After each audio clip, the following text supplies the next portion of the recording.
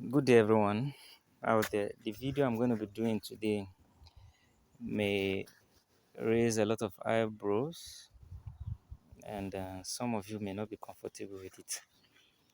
It is a recent confusion or misconception that have been going on in the internet space, even within the farming communities and uh, the internet, like I said, and it's about GMO. GMO foods or GMO seeds or GMO crops, whatever you may call it. I think I saw a particular video where there was an advertisement where we saw some of our Nigerian artists promoting that GMOs and a lot of tension, a lot of backlashes to them, saying that they are encouraging GMO, you should not consume GMO. The truth is, let me just maybe give you a layman, explanation about these GMOs. GMOs from the acronym is GMO. That's a genetically modified organisms. These genetically modified organisms is trying to let us understand that these are foods. And mind you, it cuts across not just when we say food, that means it involves animal too and plants, animal and plants. So these GMOs are organisms whose genetic materials have been artificially altered. That's the gene, the genetic materials, the makeup have been altered. And this alteration was done by introducing or inserting a foreign piece of DNA. This DNA, this DNA can be sourced from maybe foreign organisms. Sometimes you can see DNAs from maybe organisms that are not in the same family. It can be taken from animals to plants.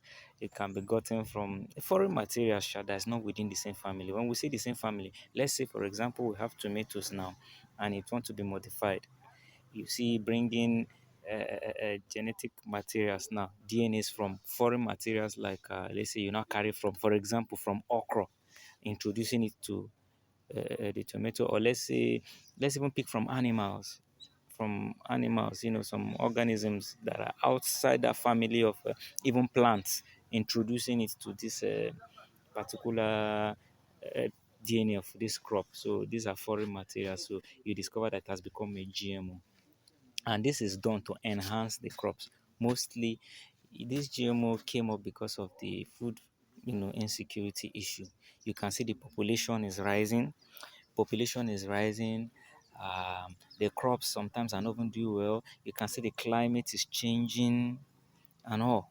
The heat has increased, the rainfall, flooding, and all these things. So this GMO now are being carried out to fortify these crops so that they can withstand drought, they can withstand flood, they can yield more to feed the growing population, to curb hunger. All right. Apart from GMO, we also have let's call it gene edited foods. That one too is different from GMO. Gene edited foods. So this edited foods now is different from GMO. The gene edited food is done within the same crop. All they just do is to modify. You modify the genetics, the genetics of the particular crop or particular plant is modified. That means at times they eliminate some of the gene within the crop. And when it's eliminated, it will change the construct, it will change the gene, the genetics of that crop. For instance, if you have a particular gene in a crop, maybe that stops it or that makes the crop to stay longer in the field, for example, so they cut it away, or maybe replace it with within the same family, replacing it with a gene that makes it to come up to maturity earlier. So that is gene editing, gene edited crop. It's been edited. Let me move away from this noise. So it's gene edited. That means there is no any foreign introduction. no foreign insertion, no any foreign material that was brought in into it. So that is gene edited, and it is very safe since it's within uh, the gene within the same crop and the rest. So I don't know if you really understand this thing. I'm going to do more videos, and I'm going to share videos for those of our brothers and sisters that have traveled out. You consume what you don't know. I'm going to send you do a little video of how you can differentiate between GMOs and gene edited and organic. This thing when you go to the stores to buy your fruits or your vegetables or your meat. You understand? So these gene edited foods now, for example, eh, it's safer. And mind you, we've been long consuming GMOs in this country, Nigeria. We've been consuming it for long, starting from maize. I will show you a picture of maize. You have maize, where maize, how maize used to be, but it was improved. It was it was modified up to this level that you are consuming now. Before, maize is not the way it is now. You can see we have this Stella maize now that have been, making the news, the headlines. GMO maize Stella, they say it's GMO. Some say it's not good to consume. I'm not going to make comment on that before they go sue me. So, but I'll just teach you how you can know what you are consuming. Like all these bananas, all these fruits, apple fruits, you've been consuming maize, especially cereals. This GMO started with especially this cereals like maize, rice, or maybe sorghum. It started a long time ago, and what we've been consuming is not originally how God gave it. It has been modified. So I'll just show you some pictures later on. You see how maize used to be and how they modified it, how it is now. That's why you see some maize now. You can see maize that have, it has protein content. You see maize, you hear maize, they'll say maize is vitamin A fortified. So all these things, all these GMOs came up so that they can meet the basic nutritional, requirements that we need for, for our, even our health. So modification can be made.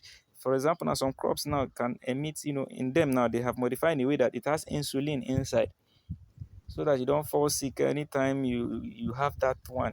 When you consume it, to be producing it inside you. So you have a lot of them. Even some maize that they produce insecticides within them. So when you plant your maize, you don't have to spray insects. They are resistant to insects, resistant to weed, resistant to even chemical. You know what these chemicals you use to herbicides you use to kill the grass, when you spray it at times. Now you have maize. They've been developed so that they can stand against that anti. What do you think when they say selective herbicide?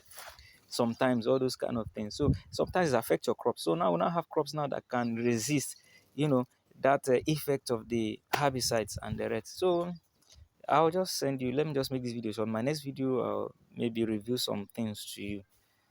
Thank you.